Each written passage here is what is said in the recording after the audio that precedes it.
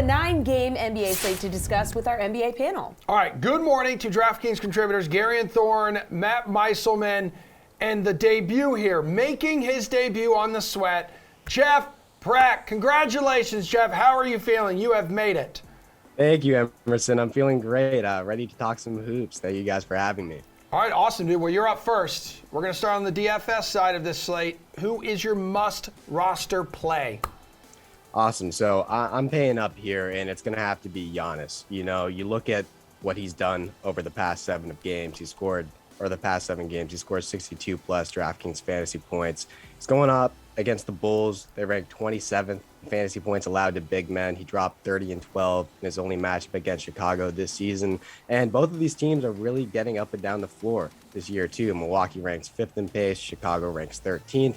That only means more transition opportunities for Giannis, who averages 8.4 points on the break per game, which is by far the most in the league. So I'm paying up for Giannis, but I think you're getting guaranteed production here. Okay, man. Yeah, he's going wicked pricey there, Gary. And what about you? I'm going pretty pricey. Not as pricey as I could go, though. I think at center tonight, I'm looking at Karl-Anthony Towns. And obviously, whenever you play a center not named Nikola Jokic, you're a little worried, especially when Jokic is going up against the Houston Rockets, who have been just an absolute tire fire against opposing centers so far this season. But Towns' numbers skyrocket when Anthony Edwards is not on the court. He goes from basically a 28% usage rate to almost a 35% usage rate so far this season. He's also averaging 1.5 DraftKings points per minute when Edwards is off the court so far this season.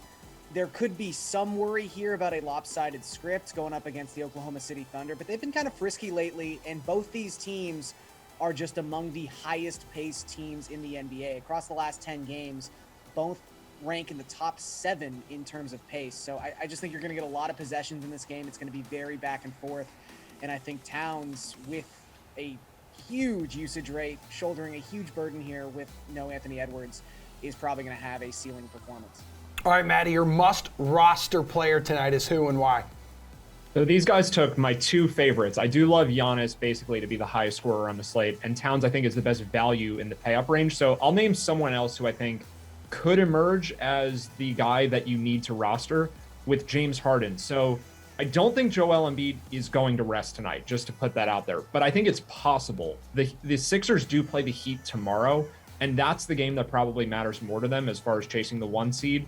Embiid is going for MVP, so I think most likely they want to play him the full back-to-back, but his health is the biggest concern for them getting to the NBA Finals. So I think Embiid, if he does play, which is most likely, he's a good play, but I don't think too many people are looking at James Harden tonight. And if we do get that news today that Embiid isn't going to be out there, I think Harden at 11,500 becomes the guy that you have to have. So I think this is just something I'm pointing out to keep an eye on. But yeah, I think any of these guys, Giannis, Towns, Embiid, Harden, they're all worth considering.